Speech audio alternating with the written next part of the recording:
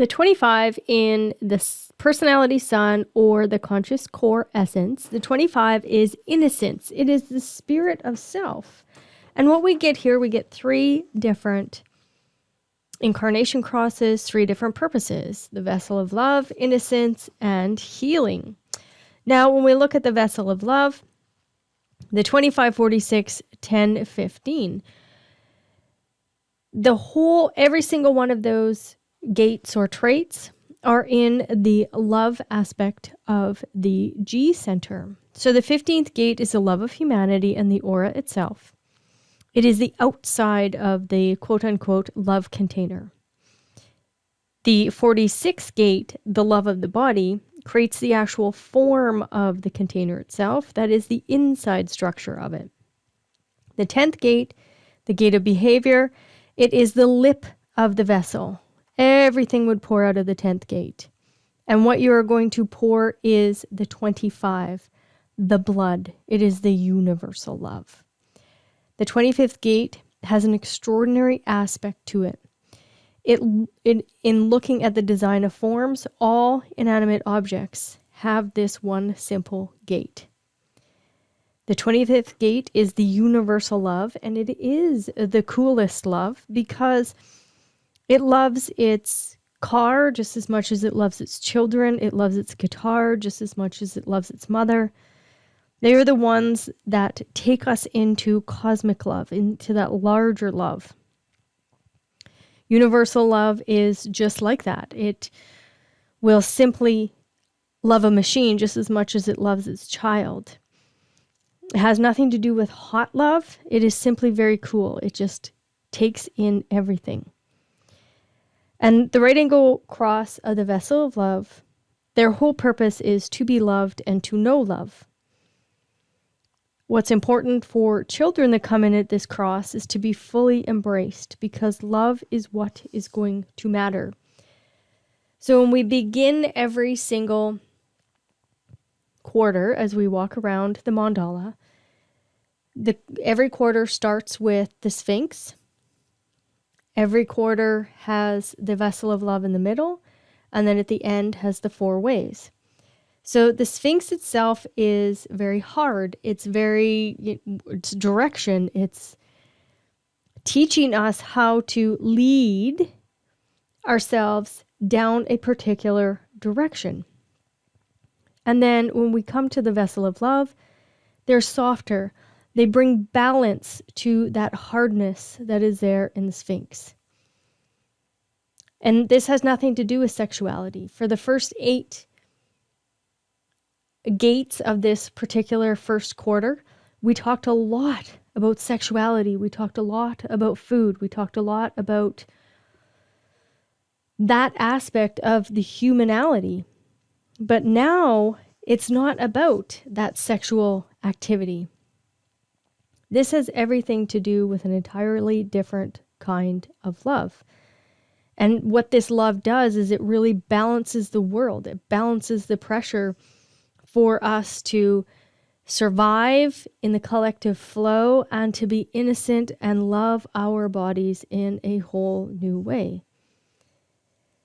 Basically, what we're doing is we're coming back to this place of purity. We're coming back to the innocence in that sense. And what these people most likely are going to meet in their life is a lot of shock along their self-absorbed movement in reality. So what kind of wealth can we attract here?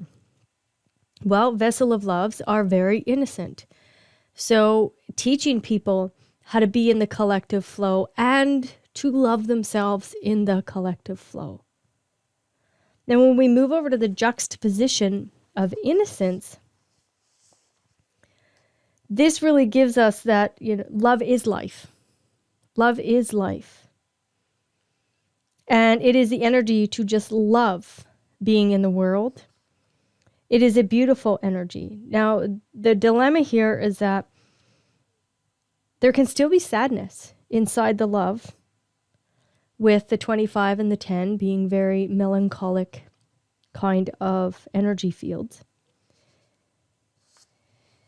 And what this innocence is going to do is it's going to lead us into this place of healing.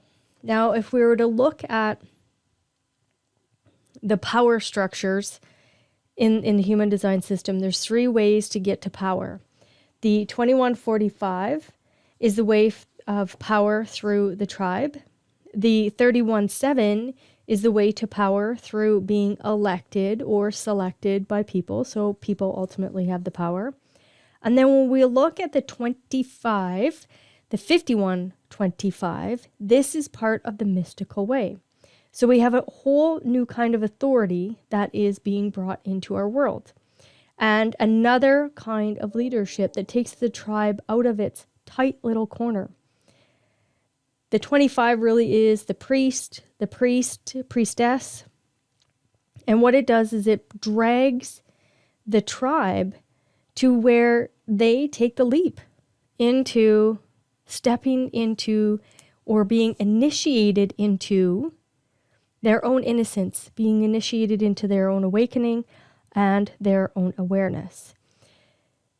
These people that come in on this juxtaposition cross of innocence, well, anytime you have a juxtaposition, the personality is always a 4th line and the design is always a 1st line. So in their public role or their profile, they are influential investigators, influential authorities. So these people hold an enormous amount of influence. And what are they influencing? Well, they really are influencing others to step into their own innocence. So I can see this being coaches, priests, priestess, all of that kind of energy that helps people come back to that individual innocence that is held within. Now, when we look over at the left angle cross of healing, what is really interesting here is that most of the time, the left angle cross of healing, you're here to be healed and then to heal. So what you'll notice is that you're going to learn a lot about sickness and being able to then help others heal themselves. So the 25-46, again, that loving, that innocent loving, that body loving, and then we get to the 58 and the 40 or the 52. And this really is that vitality, that love of life, and then being able to focus in on that love of life, focus in on that innocence, focus in on that loving of the body. So it can have an actual enormous amount of vulnerability on this cross because it's open to being ill so that it can learn to then be the healer. So the nature of healing is such that no one can be healed without first being awake spiritually within themselves. That's really what's interesting, that the 25 is in the channel of initiation.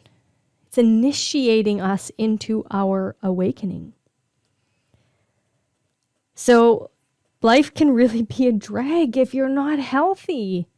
Instead of having the joy of life, there's no vitality there.